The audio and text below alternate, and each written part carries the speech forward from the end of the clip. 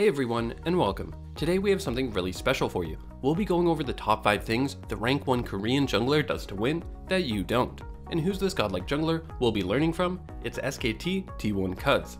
If you don't know who Cuzz is, then you're missing out. He's pretty much held the rank 1 spot on the Korean server for the whole year. He's an absolute solo queue beast, and people have definitely taken note of this, as recently he was picked up by the legendary pro team SKT T1. Yes, that's Faker's team, replacing Clyde, who's a fantastic Korean jungler in his own right. Now, last week we went over the top 5 things the rank 1 North American jungler Santorin does to win games. Santorin's champion pool was filled with aggressive picks like Lee Sin, Elise, and Olaf. So a lot of the lessons learned in that video was aimed towards summoners that use this aggro playstyle. Many of you asked us to make a similar guide, but for farming junglers. For this reason, we saw a great opportunity. You see, Cuzz has been playing a lot of farming junglers as of late, most notably Karthus and Nocturne.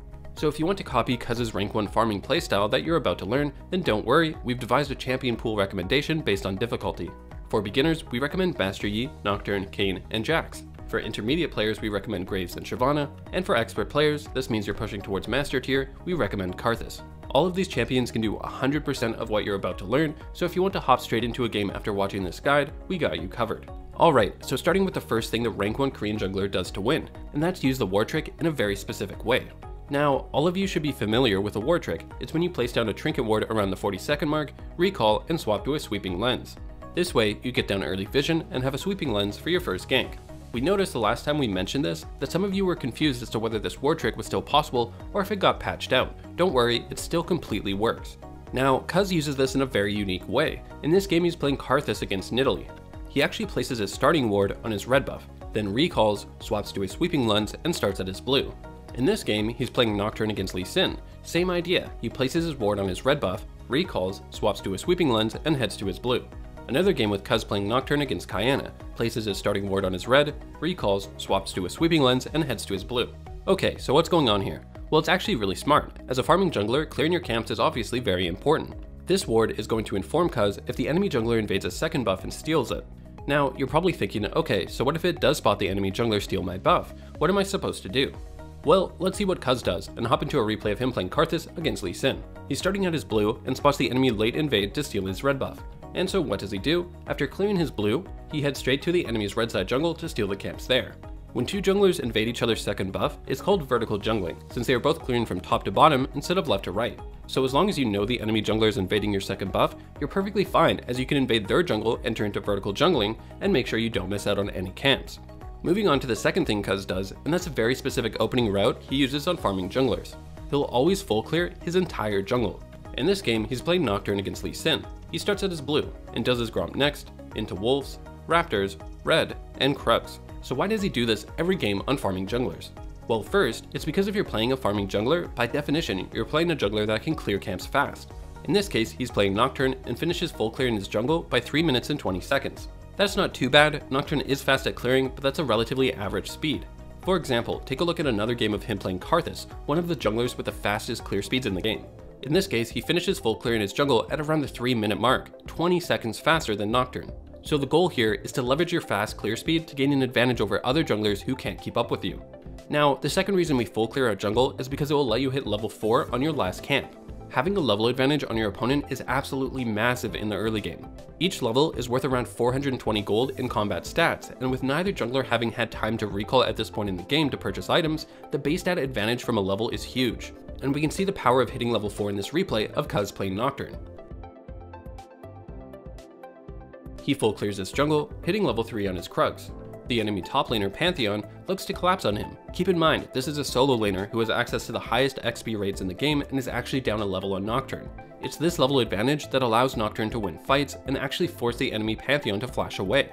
Great, so it seems simple enough, just full clear your jungle, but this moves into the third thing Cuzz does to win games, and that's the 3 main follow-ups to his opening route. The first thing Cuzz does after full clearing is look to secure at least one of those super valuable scuttles, and here's exactly how he's able to do it. You first begin by identifying where the enemy jungler is starting.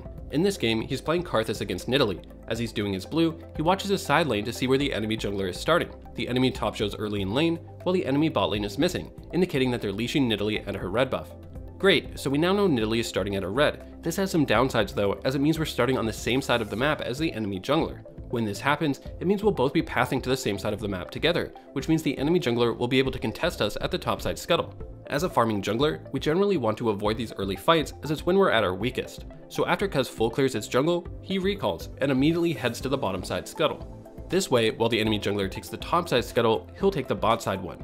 He applies the same technique in this game of Cuzz on Nocturne against Qiyana. As he does his blue, he checks the side lanes. The enemy top shows early, while bot is missing, indicating that the enemy Qiyana is starting at a red buff. Again, this means that they're starting on the same side of the map, and Nocturne can expect to be contested at the topside scuttle. However, while he's clearing his jungle, he spots Qiyana ganking bot lane. This means she did red, Cuzz, Raptors into a gank bot. This leaves the topside scuttle free for him to take, so instead of recalling, he hits straight for it. And from here, you have a great follow-up. Since you know the enemy jungler can't be on this side of the map, he looks to gank top lane without any risk of being counter-ganked by the enemy jungler.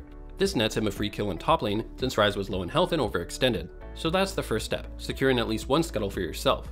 The next step is what you do after this, and I just want to highlight two main strategies that Cuzz likes to use. So he's playing Nocturne against Lee Sin and starts at his blue. He spots the enemy Pantheon show top early, indicating Lee Sin is starting at his red. This means they're starting on the same side of the map, and Lee Sin can contest the topside scuttle. Cuzz executes his standard full clear, hitting level 4, allowing him to defend the invade against Pantheon. He then recalls, since he knows Lee Sin is on this side of the map. This then allows him to secure the bottom side scuttle. And here's where we see one of his main strategies, and that's to immediately sneak the dragon as it spawns. This is fantastic, as with a farming jungler, you're spending a lot of your early game, well, farming. And this can make it difficult not to fall behind as the enemy jungler looks to snowball off early ganks. By getting this early dragon, he's helping to give his team an advantage without actually having to gank. At the same time, he sets himself up for an early Dragon Soul win condition while also denying it from the enemy. Just make sure you pick up a control ward and sweeping lens so you're certain the enemy isn't spotting you take it.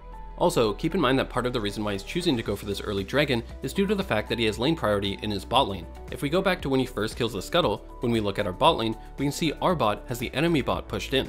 This lane priority means they can rotate and collapse first if the enemy jungler tries to contest, or in this case, the Braum helps take the dragon. What if you don't have lane priority? Well, this goes into his second strategy.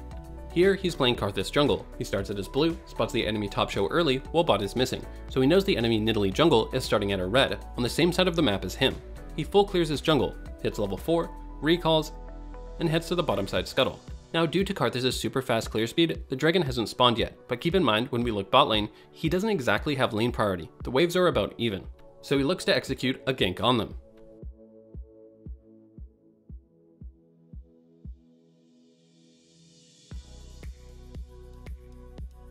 And this shows us insight into a highly effective game plan. You start by identifying where the enemy jungler is starting. If he's starting on the same side as you, then you full clear and recall to take the scuttle that they can't contest. After this, you can look to take the dragon as it spawns if you have lane priority bot lane. If you don't have lane priority, then it means the enemy is pushed up enough to be ganked. At the same time, if you full clear and the enemy isn't pathing to the nearby scuttle, then you can safely go for it, after which you can look for a gank on the nearby side lane. Overall, this gives you 3 distinct methods of gaining an early advantage after you full clear. Great, so your early pathing should now be rock solid, but there's still a lot of the game left. This moves into the fourth thing Cuzz does, and it's a very specific way that he balances ganking and farming. He starts with a simple foundation. He makes sure to full clear his jungle first, and then look to gank after. For example, in this game of him playing Karthus, he heads out of his base to his Cuzz, then does his Raptors next, into Wolves, into Gromp. Now that his camps are on cooldown, he'll look to gank a lane.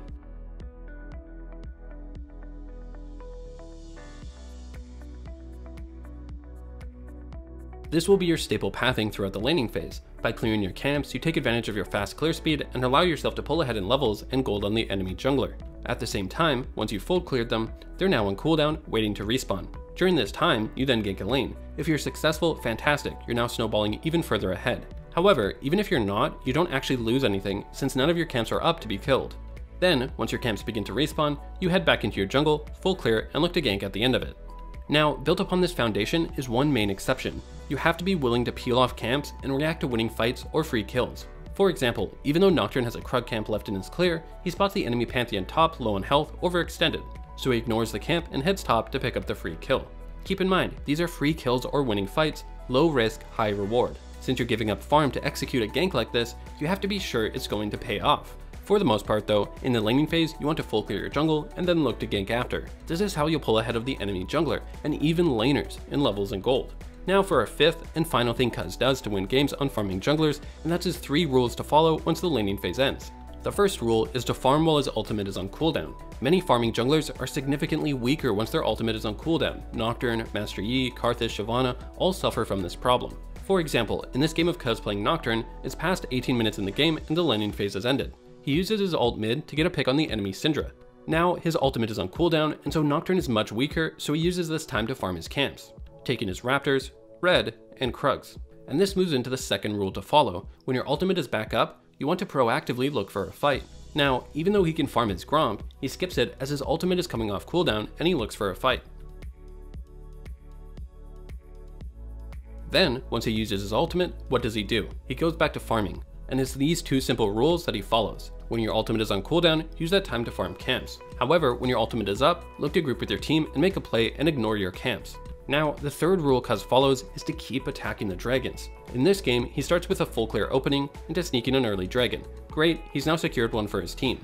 Later on, the dragon will be spawning again in roughly a minute. He heads to the bottom side of the map, places a control ward, uses a sweeping lens, and looks to assert vision control. He's in position to fight over dragon, and sees an opportunity to do so mid. It's by being in position that he's able to take a winning fight into then securing a second dragon for his team. Later on, the dragon is going to spawn again. He's in position on the bottom side of the map. However, the enemy team is grouped as 5, while his gangplank is top. So Cuzz smartly decides to give up this dragon, and this is such an important lesson. He's still in position, looking to fight over and secure dragons, but when they're clearly outnumbered or it's a losing fight, he'll concede it. Again, a bit later, dragon will be spawning soon, so he's on the bottom side of the map. Since he's in position, he's able to take a winning fight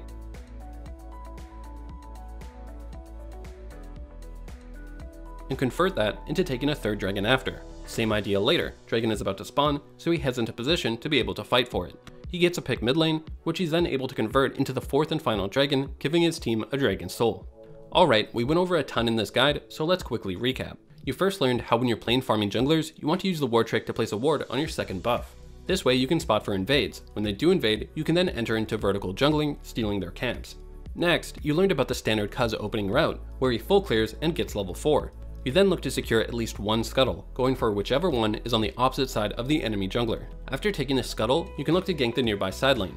Otherwise, you can use the sneaky tactic of taking the dragon on spawn. You then learned how to balance ganking and farming. You want to full clear first, and then look to gank after. There's one exception though, which is to react to winning fights or free kills on the map. Lastly, you learn the 3 rules to follow after the laning phase ends. Farm when your ultimate is on cooldown, and look to fight when it's not. And always be in position to fight for dragon when it spawns. If you can't win the fight, then simply concede the dragon and try again on its next spawn. Alright, that's going to do it for this guide. We hope you enjoyed this new content type. Let us know in the comment section below if you'd like us to continue this series where we go over the top 5 things the rank 1 jungler on each server across the world does to win games. And if so, what region you'd like us to go over next. If you have any questions, feel free to ask as we do our best to answer every single one of them. As always, good luck and have fun on Summoner's Rift.